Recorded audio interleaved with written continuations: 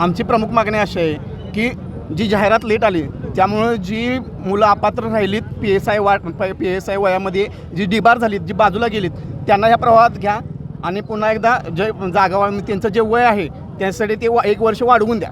एवढीच आमची प्राथमिक मागणी आहे. रविवारी MPSCची आणि परीक्षा जाहीर झालेल्या आहेत.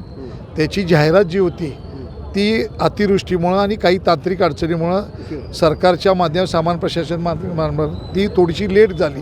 त्यामुळे या मुलांचं वय 6 ते 7 महिन्यामुळं पुढे गेल्यामुळं हे उद्याच्या परीक्षेलाही अपात्र व्हायला लागलेत. त्यांची लिंक ओपन होत नाही आहे. मी अशाच पद्धतीनं पूर्वी वय 28 झालं होतं, त्यावेळी आपण वय 32 करून घेतलं होतं. पण हा विषय वेगळा आहे. ह्या 5-6 महिन्यापुरतं ही जी परीक्षा आहे या परीक्षेपुरतं जी जाहिरातच लेट झाली आणि मुलं एज बार झाली, याच्या संदर्भात या मुलांना न्याय देण्यासाठी या परीक्षेपुरतं या विद्यार्थ्यांना बसायला एक परीक्षा ओपन करून द्या, लिंक ओपन करून द्या, किंवा ही परीक्षा 1 महिन्याच्या अंतरावर पुढं ढकलून या सगळ्या पात्र मुलांना या परीक्षेला बसू द्या. या संदर्भात मुख्यमंत्री देवेंद्रजी फडणवीस साहेब आणि उपमुख्यमंत्री शिंदेसाहेब यांच्याशी मी संपर्क साधला आहे. या संदर्भात जे काही निर्णय होतील ते उद्यापर्यंत आम्ही यांना कळवतो आहे.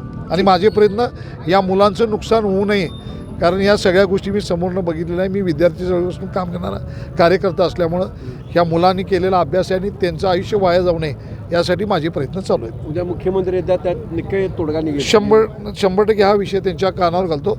काही अडचणी या तांत्रिक अडचणी आलेत किंवा सगळ्या शहरामध्ये आता निवडणूक असल्यामुळं आचारसंहिता चालू आहे आणि एखादी गोष्ट लाभाची गोष्ट आहे किंवा आणि कोण असे काही लोक वेगळे अर्ज करण्यासाठी सुद्धा चांगला निर्णय घेताना अनेक लोकांच्या अडचणी करणारे पण प्रश्न असतात. ज्या काय निर्णय घेण्याला अडचणी करतात, ह्यातून काय मार्ग निघतो की आपण तपासू.